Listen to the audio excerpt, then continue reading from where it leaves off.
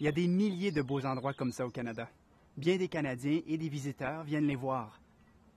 Ça, c'est un hydravion à flotteur. Il est fait pour décoller et atterrir sur l'eau. Alors c'est le moyen idéal pour se rendre là où il y a plein de lacs et pas d'aéroport. Les hydravions ont beaucoup de choses en commun avec n'importe quel autre avion, mais ils comportent aussi des différences dont il faut tenir compte. Ils sont souvent plus petits. Certains hydravions peuvent seulement transporter quelques passagers à la fois. Comme l'espace est très limité, les passagers n'ont souvent pas le droit d'emporter de bagages dans la cabine. Avant de partir, demandez ce que vous avez le droit d'emporter avec vous. La plupart des bagages seront rangés à l'arrière. Faites attention quand vous montez à bord et quand vous descendez de l'hydravion. Vous pourriez vous blesser avec des objets tranchants ou fragiles, comme des tiges de métal ou les hélices. Assurez-vous de bien comprendre où mettre le pied quand vous montez et quand vous descendez de l'hydravion. Si le moteur tourne, assurez-vous de comprendre ce que le pilote veut que vous fassiez. Ne vous approchez jamais et ne descendez jamais de l'hydravion quand les hélices tournent. Comme pour tout voyage en avion, avant de décoller, sachez où sont les portes de sortie et comment les ouvrir. Comme ça, en cas d'urgence, vous allez pouvoir sortir plus facilement. Si vous ne recevez pas d'explication avant le décollage, ne vous gênez pas, posez des questions, la loi l'exige. L'eau sert de piste de décollage et d'atterrissage. C'est important que vous sachiez comment utiliser votre gilet de sauvetage. Au Canada, il doit y avoir un gilet de sauvetage pour chaque personne à bord de l'hydravion. Alors, trouvez le vôtre et sachez comment le gonfler comme il faut. Certaines personnes se sentent plus en sécurité quand elles portent leur gilet de sauvetage durant le vol.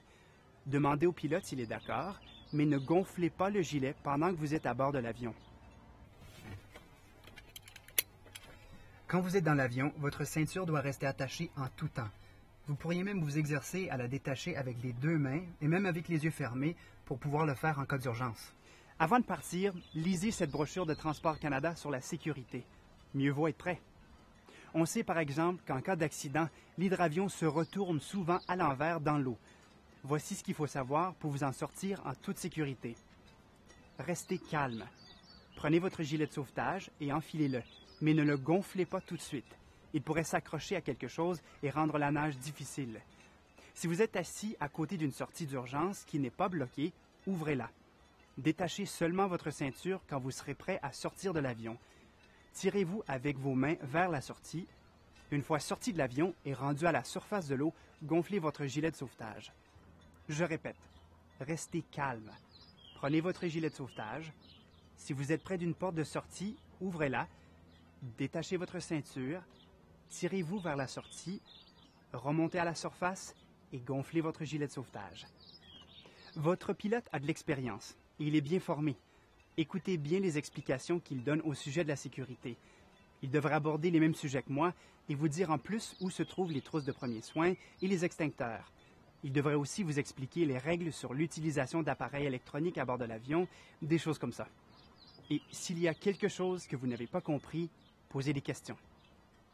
L'hydravion est un excellent moyen de visiter plusieurs endroits au Canada. Rappelez-vous les conseils que je viens de vous donner. Faites un voyage inoubliable. Informez-vous, préparez-vous et soyez prudents.